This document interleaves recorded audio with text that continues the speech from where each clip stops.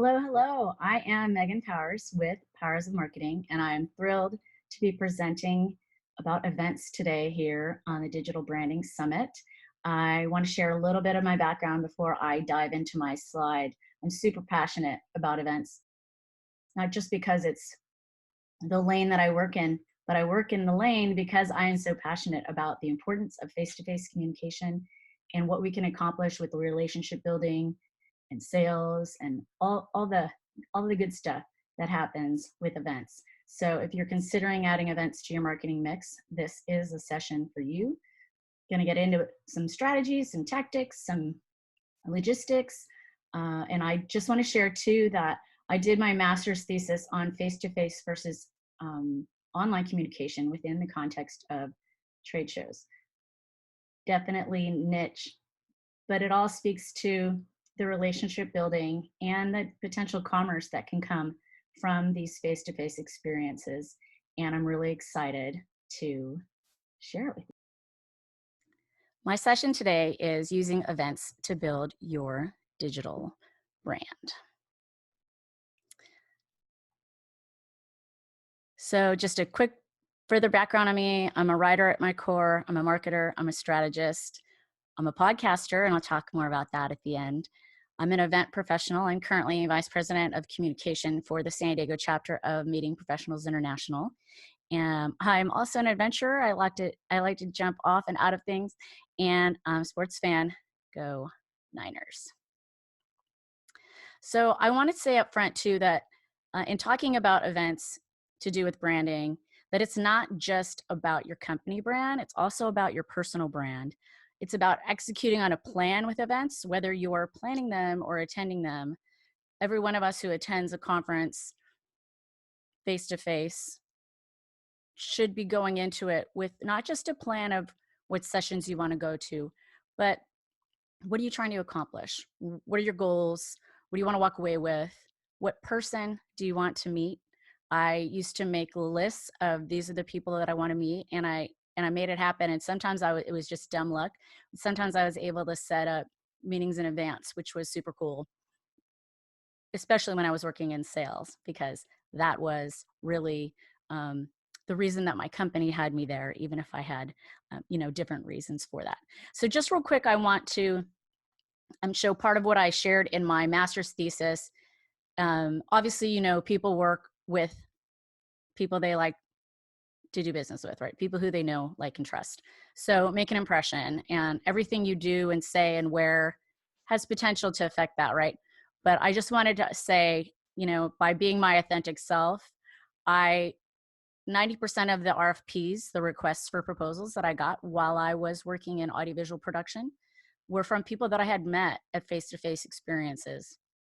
And 85% of my book of business was from those RFPs, which was in my last year in sales about $2.5 million in business. So it's significant, the impact that you can make if you maximize the events and meetings that you attend.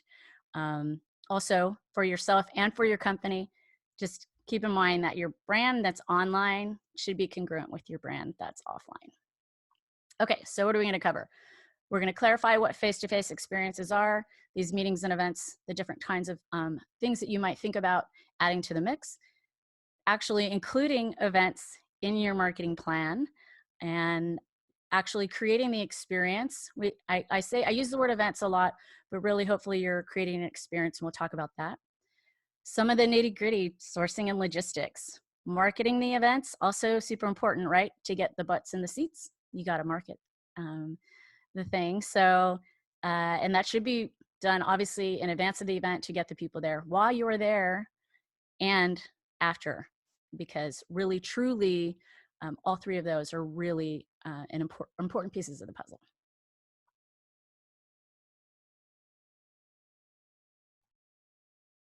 Okay, so face-to-face experiences, and I just kind of want to highlight some of the things you may or may not have thought about when it comes to these experiences. They truly contribute to our economy, and I'm going to show you a little bit about that in the next couple slides. They have the ability to foster positive brand views of your company or yourself. They enable your participants to grow. You'll hear me using the word participants instead of attendees. It's a little more inclusive, and it provides networking opportunities for them to meet other people and people that they could do business with, but also people they could become friends with. So that's part of the thing too, right?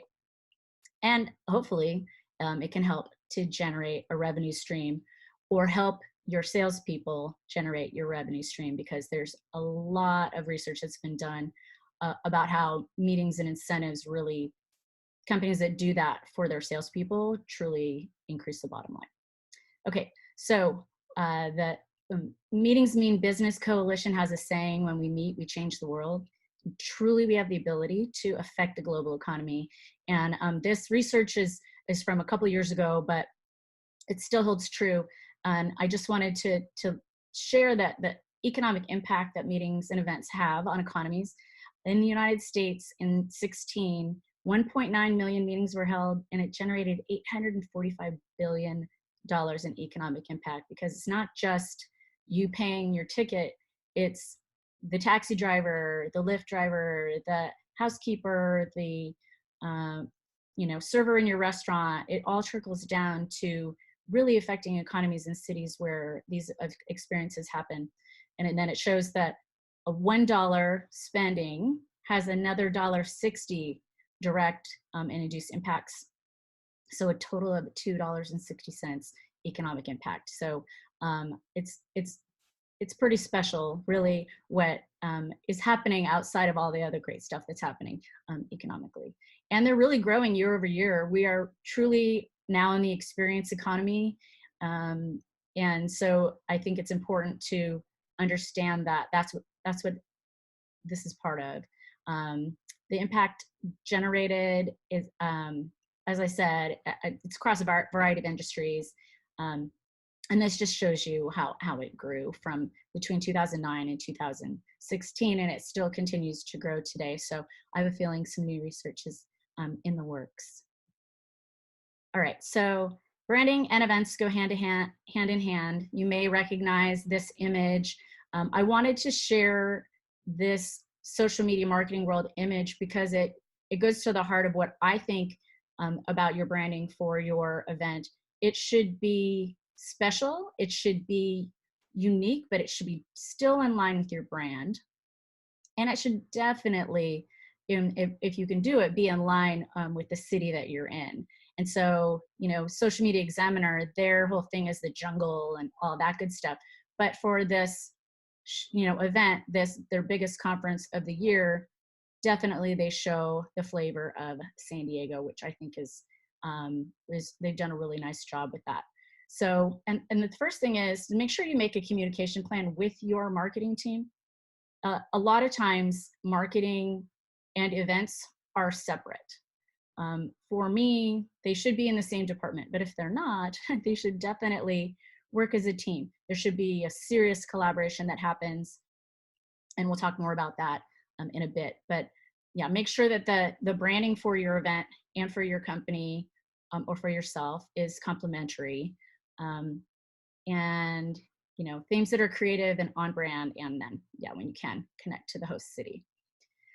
So what do your participants want? Well, they want to grow, right? They want to grow by learning, they want to grow by meeting people. And learning in environments is really, it's sparked by an environment that sparks curiosity, something that's different potentially than the status quo. If you're not predictable, I think that it leaves a more lasting impression on your participants. You should, when you can, curate the content to their needs. Don't just throw together a program assuming what they want to learn about, but really try to tailor it to them. There's an organization called Hot Dokimazo, which you may or may not have heard about, and they have created this culture where they have events where almost all of the content is crowdsourced. So everyone shows up there with ideas and things that they want to talk about or learn about, and then the attendees facilitate the sessions based on what everyone wanted to learn and talk about. It's really magical. It's really cool. All right, so try to have sessions that are more than talking heads. You know, make them interactive. Ironically, this is a hard way for me to give a presentation because I really feed off the audience, and um, I like to have people in my sessions give me real-time feedback, and I want to know from them what they want to learn from me. So, um, you know, hire speakers that will do that for you, and then understand that it's a shared experience. It's shared by the people in the room, it's shared by the people on the stage, and by the staff, and by the volunteers, and this is all things that contribute to growth for your participants. Networking opportunities should go without saying, but it's expected and really, truly, uh, as I say here, may be viewed as more important by your participants at face-to-face events than even the education. Of course, the education is important, and that is part of what's going to help you get them there. But having those opportunities where people can network, creating those spaces for them to get to know each other, and you know, it can be done creatively. And alcohol is a thing that people like to have, but keep in mind with your budget and potentially, you know, some other factors that you consider not needing to provide the alcohol, um, which is going to be controversial, but I stand by it. Um, Events should, if they're done right, generate revenue for your company. They are, as I say, they're at the bottom, not for the faint of heart. Have a professional help you plan and execute regardless of the size of your event, even if it's just up front to guide you through all of the pieces of the event that you need to do. It really will make your life so much easier if you do that. So events have budgets, should have budgets for venue, production, all the audiovisual, right? If they can't see or hear what's happening on stage, you know, what the presenters are showing, then you know, you're going to have issues. You should also have a budget for speakers. Some speakers will speak for free, but as my friend Brant likes to say, he cannot feed his kids lunch with exposure, which is usually the hook, right, that that people try to give. But truly try to have a budget at least for your keynotes and all that good stuff, and we'll get into that a little bit more later. Food and beverage, decor, technology, staff, contractor, otherwise. Make sure that you're budgeting all of these things, and accommodations. Sometimes, depending on how you work your contract, you may be able to get your rooms for your staff included in your contract for the venue. But anyway, something to consider. So events also have fees paid by participants, which is an investment by them. So keep that in mind to do right by them. It should have revenue that's supplemented by sponsors. You should have someone on your team that is selling sponsorships. And you may put together packages, or you may do like Hot Dokimazo does and says, what do you have to offer? Give me, you know, how would you like to participate in this? What do you have to give? And you'd be surprised. You might actually get more value doing it that way than if you set a $1,500 or $3,000 price on a package. Okay, I mentioned this. Events is part of your marketing plan. It should absolutely 100% be a part of your marketing plan. If you're not already doing events, then this would be something for you to add. So some ideas: if you're a smaller company, or if you're an individual solopreneur who wants to teach your industry about what it is you do, or if you want to help your participants grow, you could create a one-day training to start and then expand as you get interest. You could tack on to another summit or training that's to an established conference or trade shows. Now, be careful with this to make sure that you don't step on the toes of the larger show. And I would also survey people before, that whether before or after would work, and before you make any kind of investment. That's an important thing to do. You can participate in trade shows, be an exhibitor in a trade show, or sponsor a trade show within your given market or niche. That is a good way to dip your toe in the water if you're not already participating in these kinds of things, to get your brand seen and to get that ball rolling on potentially holding events yourself. And then tertiary events as a sponsor or exhibitor, or these are things that obviously, as I mentioned, don't compete with any of the hosted events, but it could be as easy as hosted drinks at a happy hour. We, back in the day, used to do a tweet up for those people who we typically only see online on Twitter, and inviting them to have drinks. And that was a really lovely way to get to know people. Again, remember the events, they're unlikely to be profitable in the first year. I mean, it's just a sad fact, but if you do it well, you could be profitable, but I would not expect it. Again, should work in tandem with the marketing team with complementary efforts. Your events will evolve and grow every time they're held. Know that events are difficult, but absolutely worth it when you're doing it with the participants' needs at heart. And they're not a magic bullet. So if you have this great class that you haven't been able to sell online and you think, oh, I'll have an in-person, training or summit, understand that there's a lot that goes into it, and that it's not going to be a magic bullet to solve your issue. Okay, so I've said this before, I will say it again. Marketing and event team, get on the same page, develop a plan together. The first thing you need to do is create a hashtag strategy. Do your research. We've been doing this for a while now, right? Hashtagging. So make sure that it's not already being used for something else. There's a chance that it might be used for something that's totally off brand with what you're doing. So try and not do that. And the other thing to consider is, when you find that, is to consider whether you want to put the year on it or not. If you're doing a good job of marketing your event, I think it's smart to not have the year on there. That's just my personal opinion. There's some disagreement on this, but especially if you're going to keep the conversation going, which we will talk about, then you don't have to worry about switching from one to the other. And then the hashtags that people have saved in their Instagram aren't like, now from last year. I do still see people posting using like an 18 hashtag from an event that I attended, which is just kind of funny to me. I'm still seeing it because I still have that hashtag search saved in Instagram. But anyway, you get the point, I think. All right, so determine which social platforms you're going to use. I mean, maybe your folks are on Snapchat. Cool, use that. Maybe TikTok is the way to go. Awesome. Twitter, LinkedIn, obviously we know all the platforms, right? And I'll talk about this later. I firmly believe that Twitter is the best platform for events, mostly, especially while on site. And we'll get into that. Roll it out in phases. You and your marketing team should work together on a save the date, get that day out there so that people will mark it off. And I'm talking about this, it's interesting, right, to be speaking to hundreds of people who all of differing scales of where you are in your business and whether you know about events or not. So I'm trying to guide you through this in kind of like taking in all scenarios. The save the date is going to be important for people to block it off on their calendars, and then do a drip email campaign and social media call to actions to create a sense of urgency. We all know, right, that we know a price is going to go up on a conference or an event that we attend.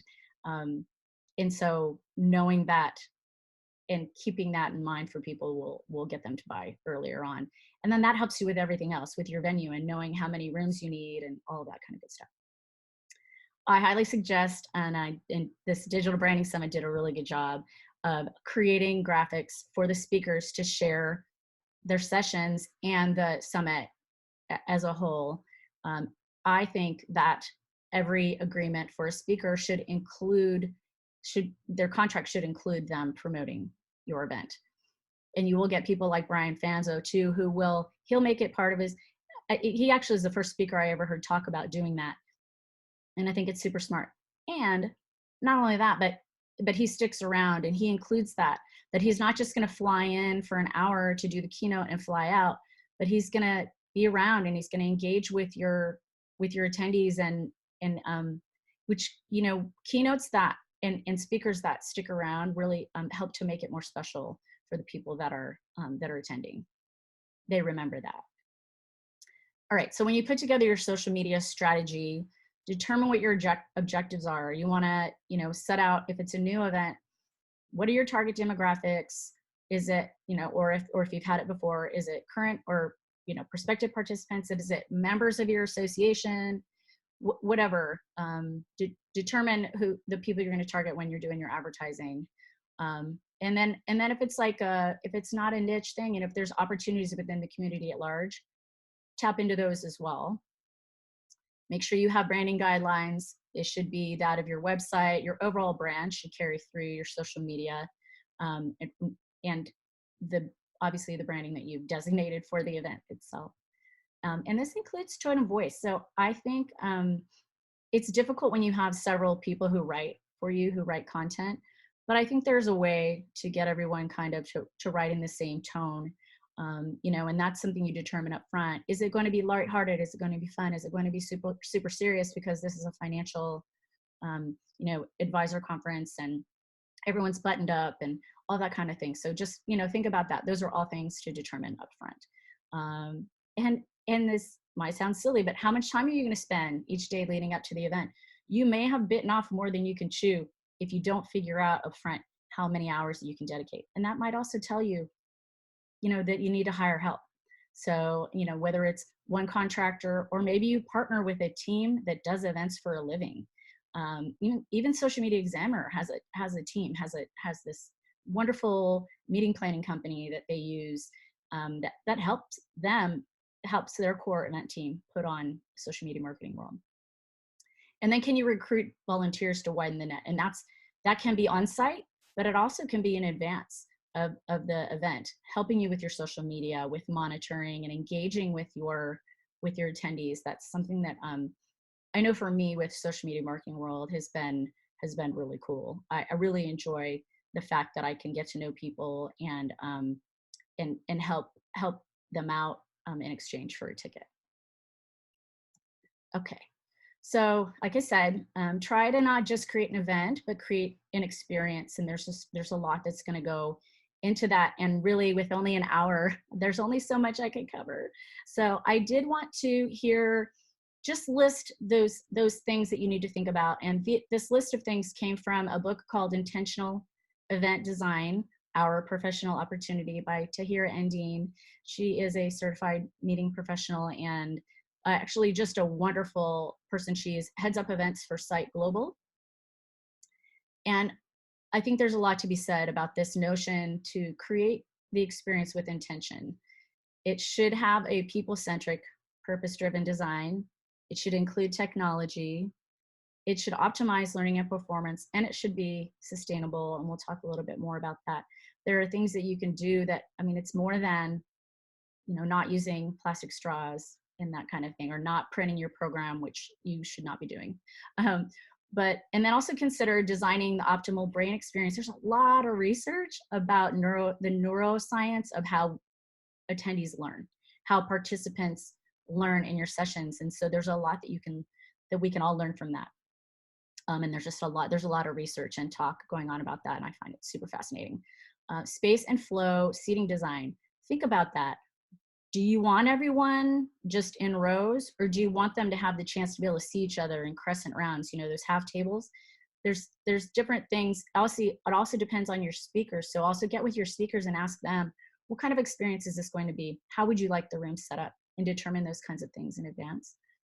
Immersive 5 senses design. So what they see, what they hear, what they smell, what they taste, I just lost the fifth. you get the deal though, right? So think about that, because those are all things that leave lasting impression on our brains. And then think about the wellness of your participants and your staff. Are you providing a room maybe for people to, you know, not necessarily meditate, but maybe a lot of people can be in the zone when they're at an event, but they're really an introvert. And so providing a space for those kinds of people to get away and to kind of, you know, recharge their battery, and not just their phone battery, but is really important. And I'm seeing it more and more. Yoga offerings, and we've seen fun runs and walks for years, right? But there's a lot of really unique things that you can do, and even just providing one room for that kind of thing, and partnering. You can get it sponsored. Partner with a wellness company or with a fitness instructor, or make it an add-on. I attended an event in May that it was, we paid a fee to do a boot camp in the morning, and it was a great way to start the day. And it was the first time I ever got up that early in Vegas, I tell you that much. But really, truly, and then everyone just feels better throughout the day. So it improves everything altogether. Just share with you real quick, that image on the right there is an overflow room at the AWS reInvent conference. They have different screens set up, and then they have these headphones that it's kind of like the silent disco deal, but you get to pick which session you want. So if the room that you wanted, or more than one room was full, you could come in this overflow room and still be able to experience the content. Okay, so it's also important to plan for more than just the large attendee group. Plan for the tribes, because the truth is that there isn't just one group of people at your meetings and events. There are many different groups of people and different types of people. And so it's imperative to think about these subgroups, provide a way for these tribes to find and interact with each other. Understand that you're building community. Your event is a community, and then there are communities within it. Provide spaces for them to gather, to find each other, with online and face-to-face. And we'll talk a little bit more about Facebook groups, but Facebook groups are big. If you can have that up front and find a way, or provide a way for your attendees to get to know each other and to ask questions, they feel so much more comfortable, especially if it's a large conference. People can feel overwhelmed. And so this provides a way for them to sort of calm their nerves. And then, at lunches, if you can have if you can have like tables set up for different kinds of topics, and that gives people an opportunity to learn more about something that they want to know, but also to go where their people are. So if I am, Facebook ads expert, and I want to learn about X, Y, and Z, I would go to that table. Or if I know zero, really, I would go to that table and hope that there are experts there. And, more than likely they will be, because those are your people. They're not my people. Sadly, I'm not great at ads. All right. So, and then just realize that doing this increases the overall impact, and it will encourage repeat attendance. The networking and the way that you made them feel, they will walk away with some things that they can execute on, probably from the education. But more than anything, they'll remember the way that you made them feel. 100%. All right, so understand that everything's your brand. This includes your partnership. So selecting vendors is crucial. Really, not just for your budget, because I think that that's the thing that gets taken into account more than anything. But they're super important, because really they're an extension of you. They're an extension of your brand, of your team, of the overall impression of your event. I'll tell you a little story. When I was selling AV, I had a really nice size conference that we provided the AV for all the breakouts. I had a local guy who was helping with labor. So he was helping me set up the rooms. He made an off-color comment to a man standing next to him about the speaker who was on stage, and it turned out that was that speaker's husband. So I lost that piece of business because this local guy couldn't keep his mouth shut. So all that to say, that's a very specific example, right? But I mean, for real, vet your vendors, and don't be afraid to make a change. Even if you make friends with them, you should still go out to bid every few years. It's super important. And also, your speakers and your sponsors are a reflection. They're a reflection of your mission and your vision of the event. If they're not in line with what you stand for, then I would consider not having them speak. And they are also what your participants will take with them. Many times your sponsors or your exhibitors your attendees also need to buy things for their business, right? So it should be in line with what your mission and vision is. And I guess the point is just be careful to not to just take an exhibitor or a vendor just to get the buck, but to make sure they're in line with everything in your brand.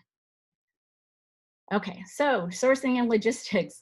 Remember that UPS commercial, logistics? It's like totally necessary. You got to make all this stuff happen, right? It's just not going to magically appear. So there's a lot of stuff you got to do to make meetings and events happen. So sourcing the right venues, the right audiovisual companies, all of these things, your staff, it's all very important. So basically it's the who, what, where. Do your research before you publicize your event to make sure that you're going to be able to pull it off. Have a staff and a team of volunteers in place that you are sure are going to be able to carry off and execute. Set your goals for your budget. And when I say share numbers, I mean share your numbers with those potential vendor partners. Your audiovisual company is not going to rip you off just to take more money. They're going to give you what you need based on all of the information that you share with them, based on having conversations together. Because truthfully, your request for proposal more than likely does not have all the information that vendor is going to need.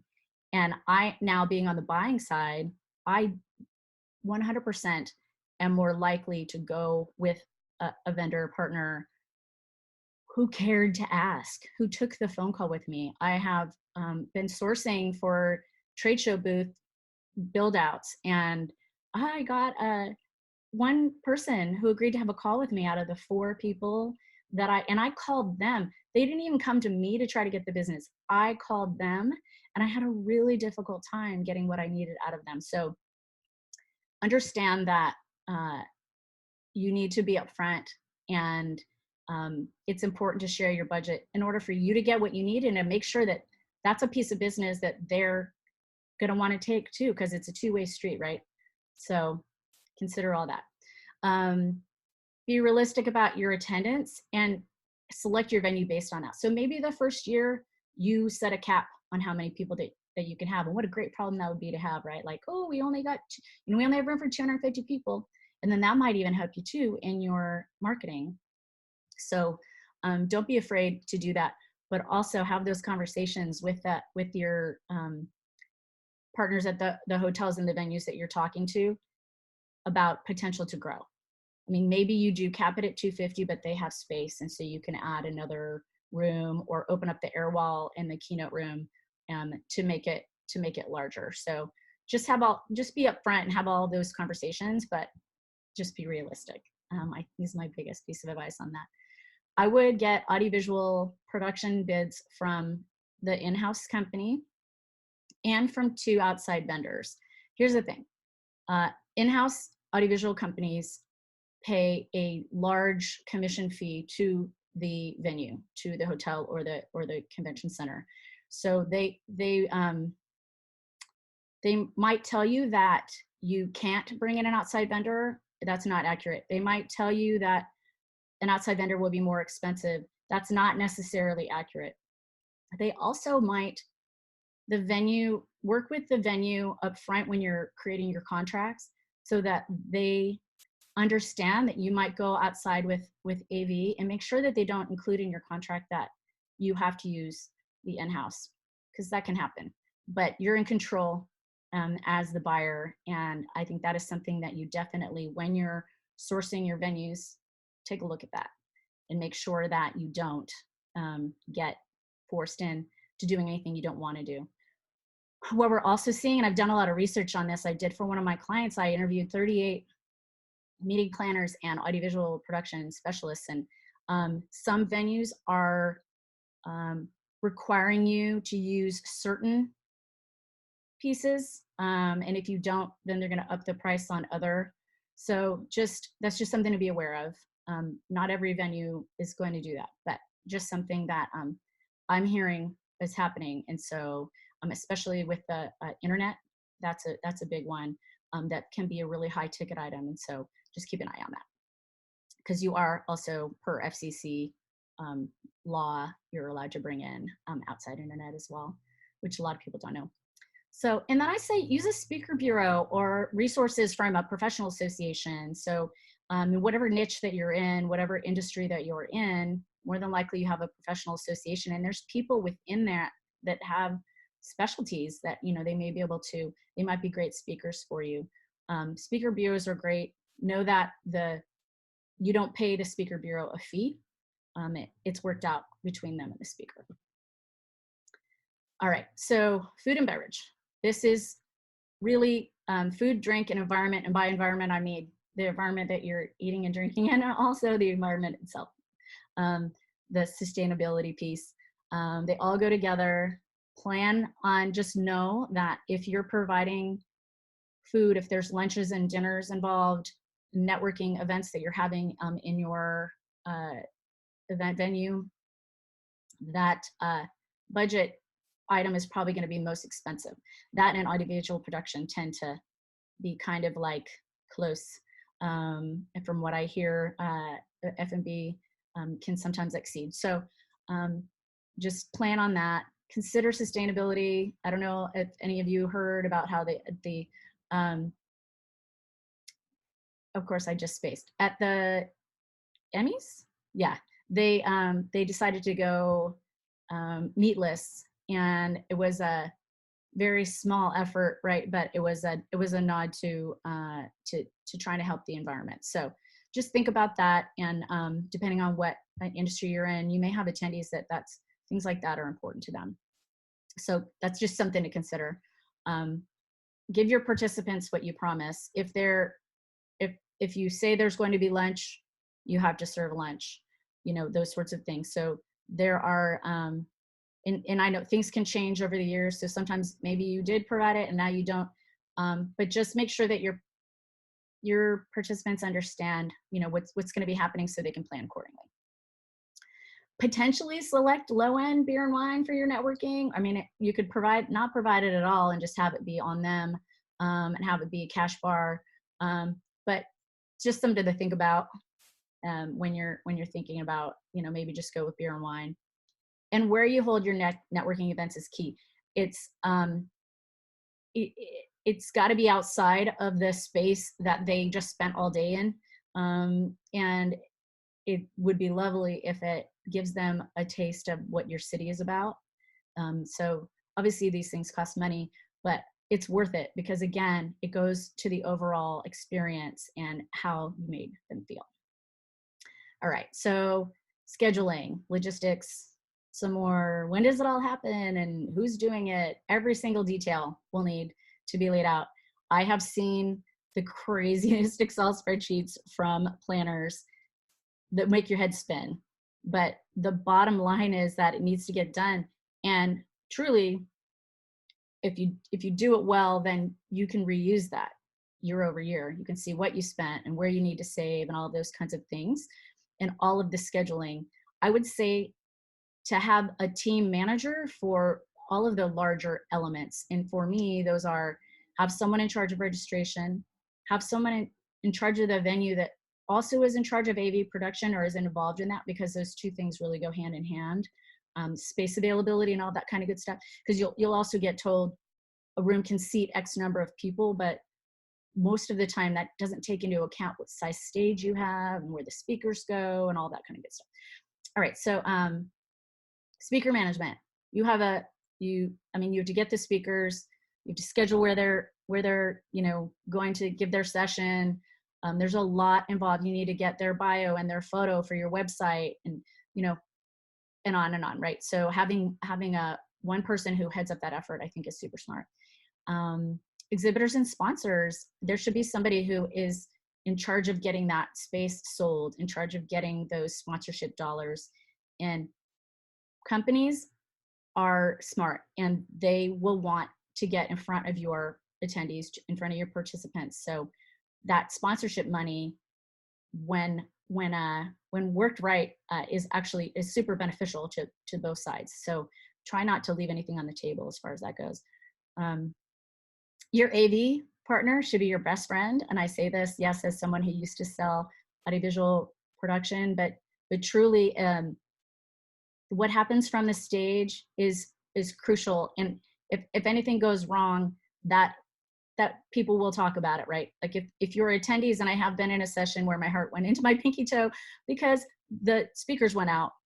If your attendees can't hear what the speaker's saying, that's a huge problem. So find an AV vendor partner that you fully trust.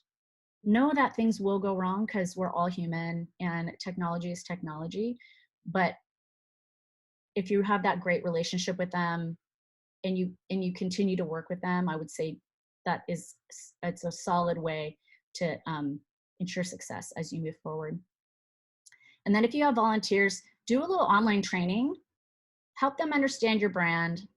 You want volunteers that are going to be talking to your participants like you talk to your participants. So I think that's a smart thing to do, a little online. And then if you can, when you get on site, even if it's just an hour or two, just to help them understand kind of, everything that's going on. All right, now we got to get the butts in the seats, right? So marketing events before, during, and after. So I wanted to show this example. I think the branding on this is super smart. I am speaking at this conference, and that is not, I just happened to select it, not because of that, but because I just saw it, because I was checking it out, and they're super smart. It's got a pop-up, register now. Oh, you want to take a look at the event, and then it shows the top is a screen grab of the homepage. Obviously, you can X out of that pop-up, and then then as you scroll down, right away you can see, how can I become a sponsor for this event? How can I register? What is the conference about? And the important dates for sponsorships and exhibitors and discounting and all that kind of good stuff. So your website, your registration site, which sometimes is within your website, but more often than not, it might be embedded, but it lives somewhere else. It lives on Eventbrite, or it lives in Cvent. And so that and your social media and your email should all be on brand and trying to draw your potential attendees in. So up front, you want to create a sense of urgency, have compelling calls to action. Why would they want to attend? Obviously, giving good early registration pricing is a good draw. If it's, in line with their space and what they want to learn about, start on site. If it's your first year having the event, on the last day, allow for registration for the next year. That might be a challenge with your first year, but if you're already doing events, 100%, the last 2 events that I attended that had to do with marketing, I did buy it that day. I was inside the ballroom at the ManyChat Conversations conference, and the price was just too good to pass up. So you do have to give them a chance for an out, but if they're getting a deep enough discount, that should be help the case for them with their boss or whatnot. So start on site, they have to purchase that day, and then do gradual price increases leading up to a month before the event. I would say don't have the price go up or down within 3 to 4 weeks of your event. Promote your speakers and your entertainment, right? Assuming this will sell tickets for you, and it should. Why are you having these speakers or these entertainers if it's not going to be something that would be a draw?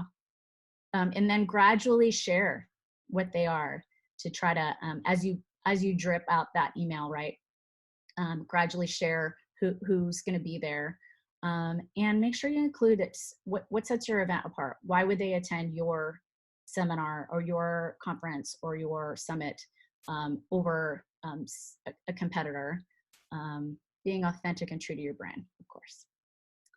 Okay, so this is big. Private Facebook group for your attendees. Again, this goes back to that creating a sense of community and building that community before they get on site. It makes them feel welcome.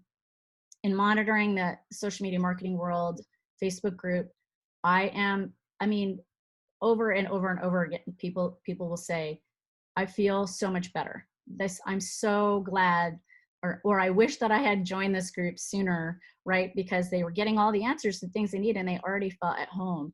And then within that group, you can create different, sort of chat spots or categories of, for different areas of the world or for different verticals or for different platforms. And then the people can find their tribe.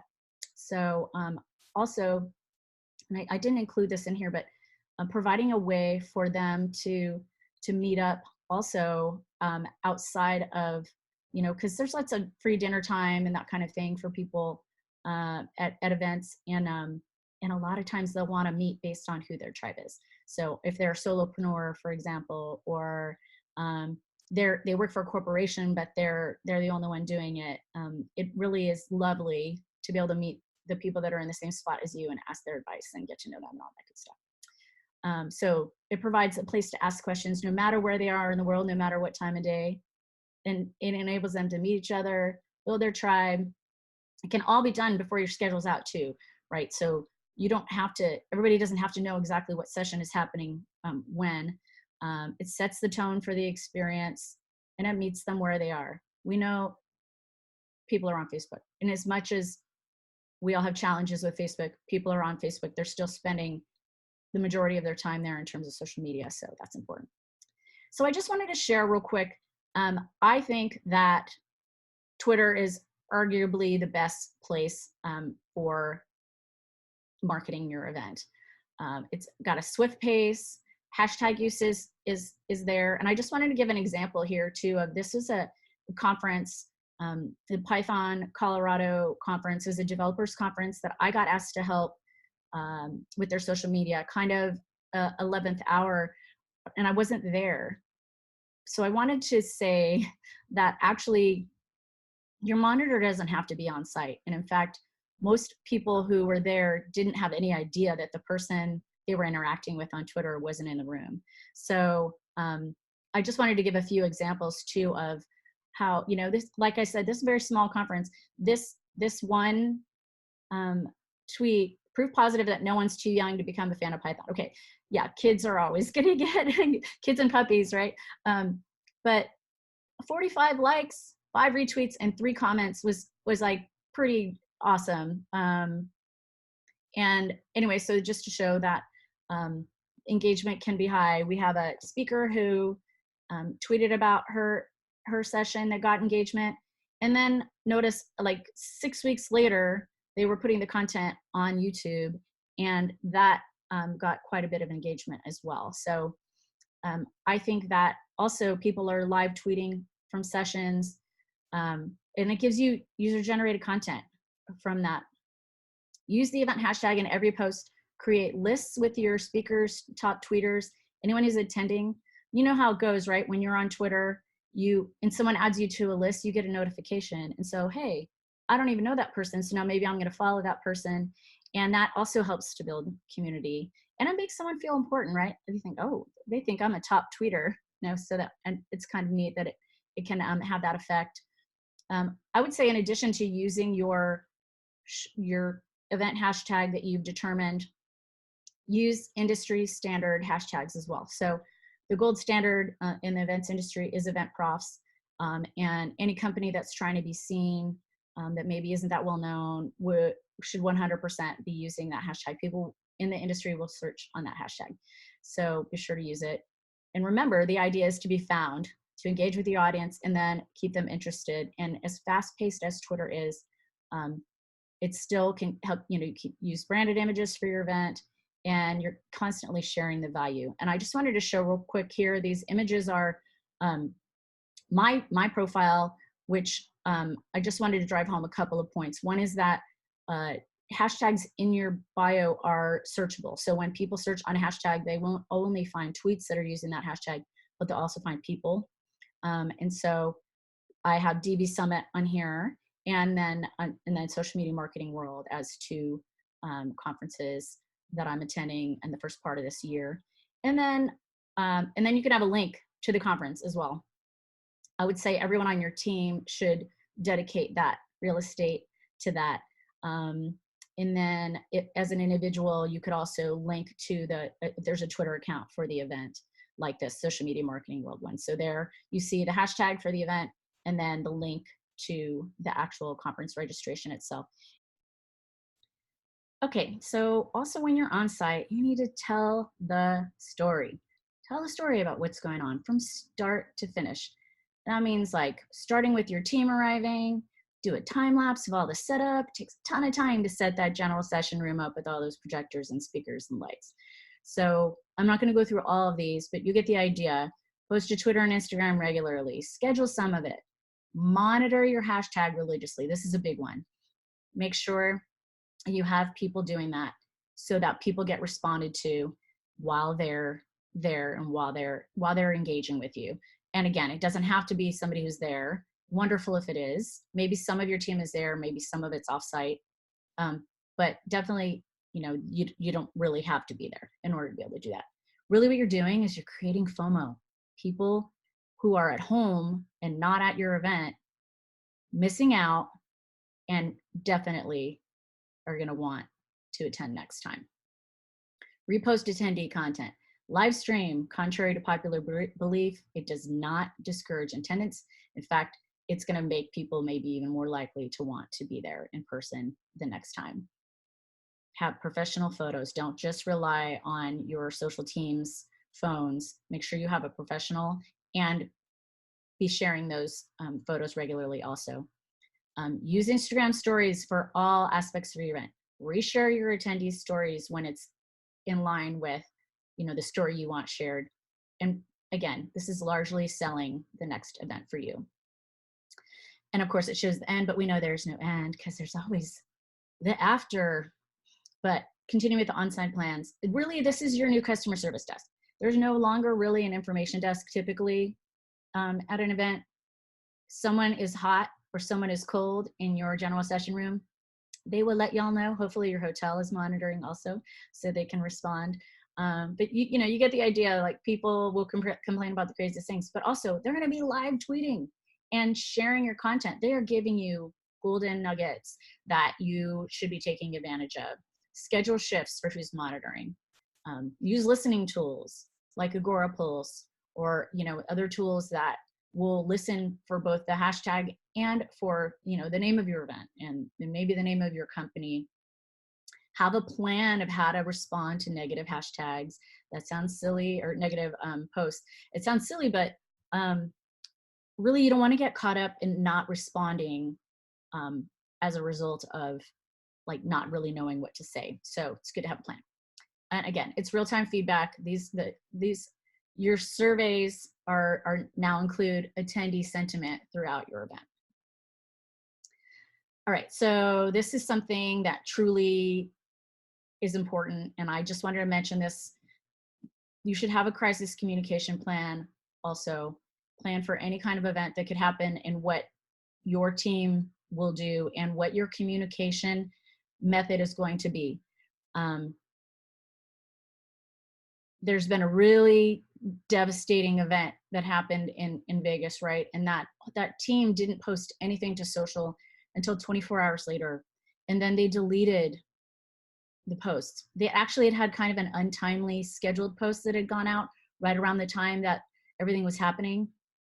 So anyway, all this to say, it's just really, it's worth it. Have any legal issues worked out up front. Get verbiage approved by your legal so that no one's waiting to post information about what's going on. Because here's the thing, people who were connected to those people who weren't there, we're looking to those sites to make sure to find out that their people were okay. So just keep that in mind and really understand it's an insurance policy. Just don't risk being unprepared. All right, so real quick, I just want to talk about SMS messaging. Text is super hot right now. If you get your attendees to opt in when they register, then this can be a supplement to your event app, which I also think you should have still for scheduling and everything. I'm not getting into that today, but while email is still important, texting is actually more useful while at the event because a lot of people have tuned out of their email to focus on being present. So don't overuse it, but as you can see here, you can use it, at the beginning, like everything starts at 3:45. These are 3 examples of text service that we used for 3 different MPI events. You can have a sponsor mention.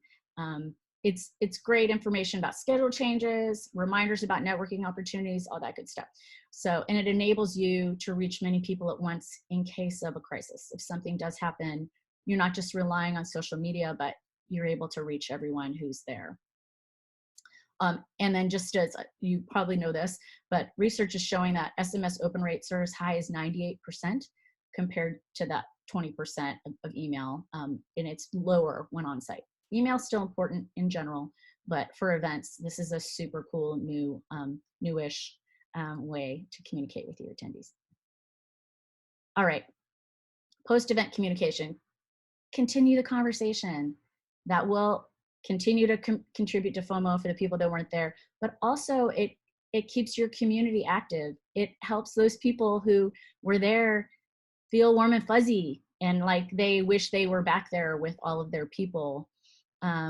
So include that as part of your plan. Include social media after the event. Share photos and videos post-event.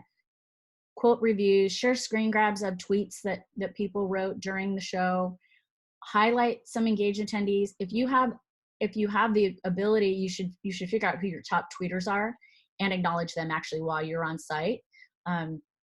It can get really interesting too when people know it's coming. So a lot of people, that's how they take their notes. They don't even take notes, they just live tweet, and then they they combine their tweets to be the content of what they learned while they were there. All right, so, and then this can be done, throughout the year to spark interest in the next event. All right, so now just a little bit about me. We got the opportunity. I'm not selling anything, but I do want to share with you, I have a couple of podcasts. I am host the Making a Marketer podcast. My co-host is Jen Cole, and we talk about everything marketing, from tools to trends to event marketing, everything in between. We have really, really great guests, and we have a great time. It only takes one listen to know that we laugh a lot. So I just want to show here a few of our recent guests, and we're in our third season. At the beginning of each season, we've been doing a reunion. So we invite as many people back from the previous season as can come on. So this year that meant 9 people on one episode and 9 people on another, and we rotated them in and out in groups of 3. It was a riot. It was a lot of fun.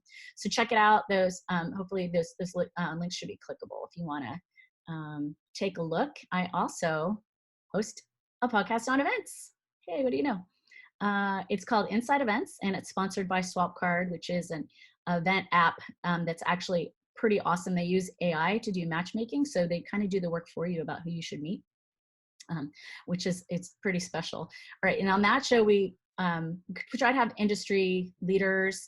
We talk a little bit of news in the beginning, and then that person who talks news with me, then it helps me interview the guests for the second half, and it's just really insightful.